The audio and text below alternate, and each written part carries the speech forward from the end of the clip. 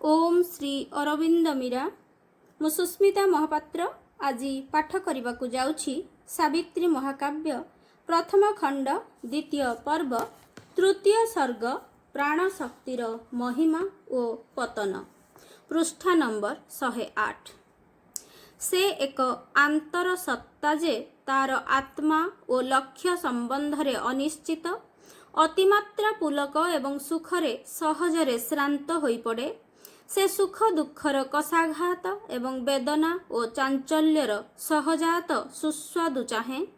एक अलभ्य कर्म सकाशे दुश्चर श्रम करे किंतु आदौ विजय लाभ करिपारे नाही। एक विकृत रुचि तार पिपासार्थ रसना को लुब्ध करे।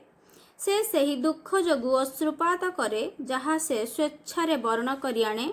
सही सुख सकाशे लालसा करे जहाँ तार हृदय को जंत्रणादायक क्षत विक्षत करे। से स्वर्ग अभिप्सा करी करी नरक आड़ को पाद बढ़ाए।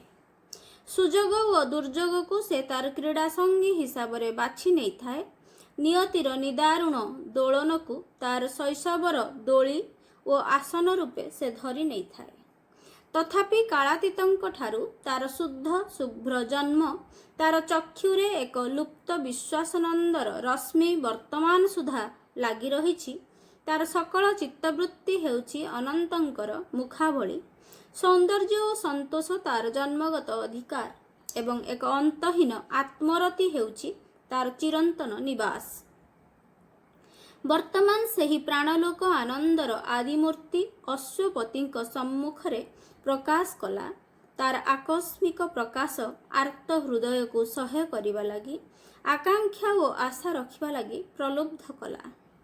एपरिकी शांतिरु वंचित परिवर्तनशील जगत राजिरे तथा दुख और भीतिपूर्ण आकाश तले एवं विपद संकुल माटीरे पाद देई चलिला बेले अश्वपति एक सुखमय प्रदेशर छवि देखिबाकू लागिले।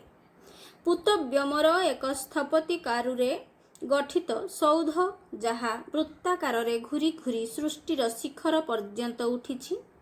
एक सुनील अंतरिक्ष जहाँ अंतरात्मा एवं देह मध्यरे निबिड़ जोगाजोग सकाशे अनधिगम्य नुहे एवं स्वर्ग परि दूर ओ आशा ओ भावना परि निकटतर सेही शोकमुक्त प्राणलोक तांक सम्मुखरे उद्भासित हेला।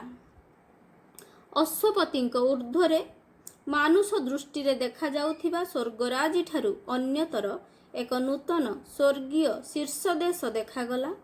ताहा देवतांक कारुशोभन चंद्रातप परि उच्च हास्य ओ अग्निर दीपपुंज नक्षत्र समूह तरंगायित सागर रूपी आकाश संतरण करी पार हेला परि देखाहेला। ऊर्ध्वगामी कुंडलीकृत मीनार एवं मायावी उज्जवल कर्ण संभार तथा अपरूप पुलकर ज्योतिर्मय मंडल सबु दूर दूरांतरे प्रतीक जगत समूह परि भासी चलुथिबा देखागला। आम एठार दुख और कष्टर अंशग्रहण करिपारु नथिबा आम असुखरे सहायक हेउनथिबा जीवनर जातना संघर्ष एवं शोक प्रति उदासीन रही तार क्रोध और घृणा विषादरे अमलिन अविचलित और विच्छिन्न रही कालातीत स्वाधिकार नित्यानंदमय त्रिकालदर्शी बृहत्तर भुवन सबु ऊर्ध्वरु निम्न को दृष्टिपात करुथाए। नमस्ते।